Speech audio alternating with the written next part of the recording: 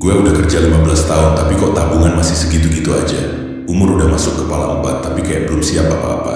Dana darurat tipis, investasi belum jelas, cicilan masih panjang, dan anak udah mulai masuk sekolah. Sebelum kita bahas lebih dalam, kalau lo ngerasa video ini relate atau bermanfaat, jangan lupa klik like, share ke temen lo yang butuh, dan tentu aja subscribe buat konten self-growth dan finansial lainnya. Mari kita mulai. Oke, jadi gini. Kalau kita bahas soal penyesalan finansial di umur 40-an, sebenarnya akar masalahnya tuh banyak yang kejadian waktu umur 20 sampai 30-an. Tapi sayangnya, kesalahan-kesalahan ini tuh sering banget dianggap remeh.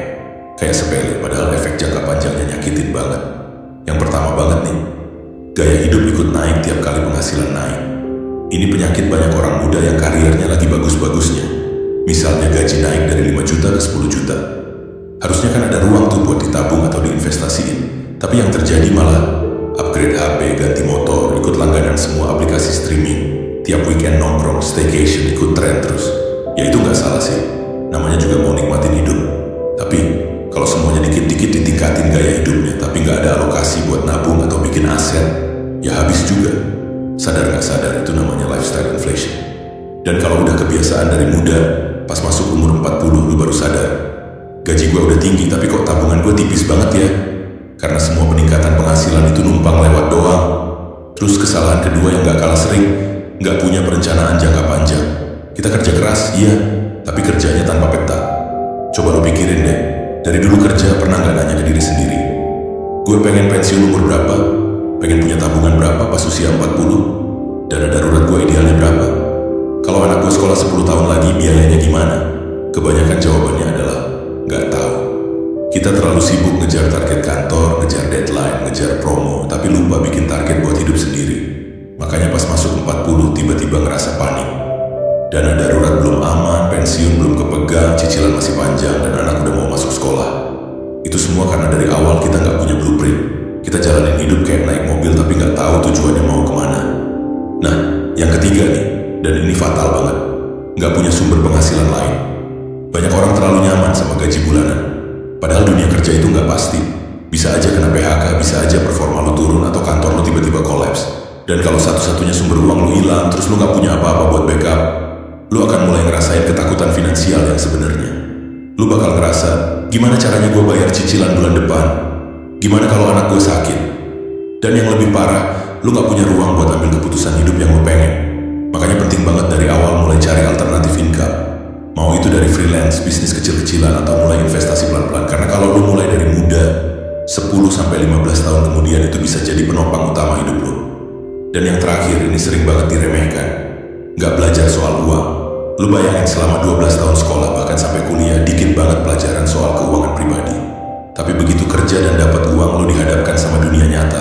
Pajak, cicilan, asuransi, investasi, inflasi, dana pensiun. Dan lo harus ngerti itu semua sendirian. Kalau lo nggak inisiatif belajar, nggak nyari info, nggak baca buku atau nonton video kayak gini, ya wajar kalau akhirnya kebanyakan orang nyesel di umur 40. Bukan karena mereka bodoh, tapi karena mereka nggak tahu apa yang harus mereka tahu. Dan ya, semua kesalahan ini tuh nyicil. Dampaknya nggak langsung kelihatan dalam sebulan, setahun. Tapi 10 tahun kemudian lo baru sadar, harusnya gue mulai investasi lebih awal. Kenapa dulu gue buang-buang duit buat hal yang nggak penting? Coba dulu gue belajar soal keuangan, mungkin hidup gue beda. Jadi kalau lu nonton video ini dan masih di umur 20-an atau awal 30-an, serius deh, lu masih punya waktu buat ngerem dan belok ke arah yang benar. Dan kalau lu udah masuk 40-an, ya sekarang adalah waktu terbaik buat mulai. Karena yang bikin nyesel itu bukan usia kita, tapi diamnya kita saat kita udah tahu apa yang harus diubah. Gue mau ngomong jujur aja ya, masuk umur 40 itu bukan cuma soal angka, tapi soal realita hidup yang tiba-tiba nunjukin wajah aslinya. Di umur segini banyak orang mulai ngerasain tekanan yang gak pernah dibayangin waktu masih umur 20-an. Dan ironisnya itu bukan karena mereka gak kerja keras, tapi karena banyak hal yang gak mereka siapin dari dulu. Lu tahu gak rasanya bangun pagi, kerja dari Senin sampai Jumat, kadang sampai malam, tapi tetap ngerasa gak maju-maju. Kayak lu capek terus, tapi hidup gak ada progresnya. Itu bukan karena lu malas, tapi karena lu lagi bawa beban terlalu berat. Dan sebagian besar beban itu adalah beban finansial. Tekanan pertama yang paling kerasa adalah penyesalan. Lu mulai flashback ke masa lalu, mulai mikir, Kenapa dulu gue gak nabung lebih banyak? Kenapa gue ngambil cicilan yang berat banget cuma buat gaya-gayaan? Kenapa dulu gak belajar investasi padahal udah sering denger? Dan yang bikin nyesek adalah lo gak bisa balik ke masa lalu buat benerin itu semua. Yang bisa lo lakuin sekarang cuma nanggung akibatnya. Dan rasa nyesel itu, kalau didiemin, bisa berubah jadi rasa gagal. Lo ngerasa, gue umur 40 tapi belum punya apa-apa. Padahal teman-teman lo udah pada mapan, udah punya rumah, udah tenang soal dana pensiun. Lo jadi insecure ngebandingin diri lo terus sama orang lain, apalagi di zaman media sosial kayak sekarang. Nah, itu baru dari sisi mental. Belum lagi tekanan dari tanggung jawab hidup yang makin gede. Di usia 40-an, lo biasanya udah jadi tulang punggung keluarga. Bukan cuma buat anak istri, tapi juga buat orang tua.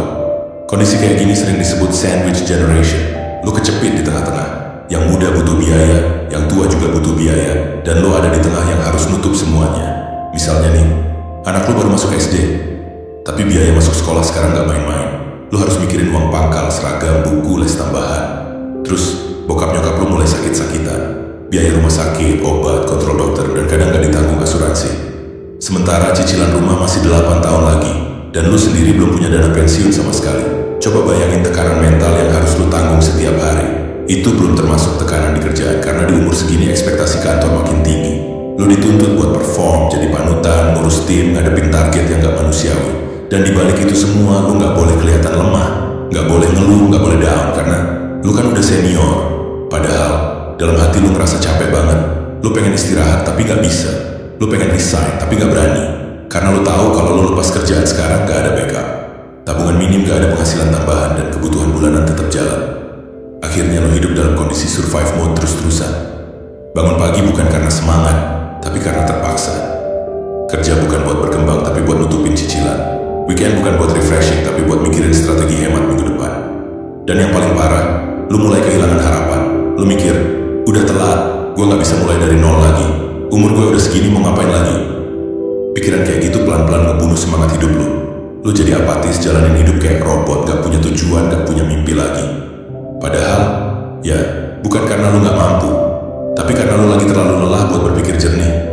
Tekanan finansial itu bisa bikin mental lo kabur, bisa bikin lo ngerasa kecil, gak berharga, dan gak punya masa depan.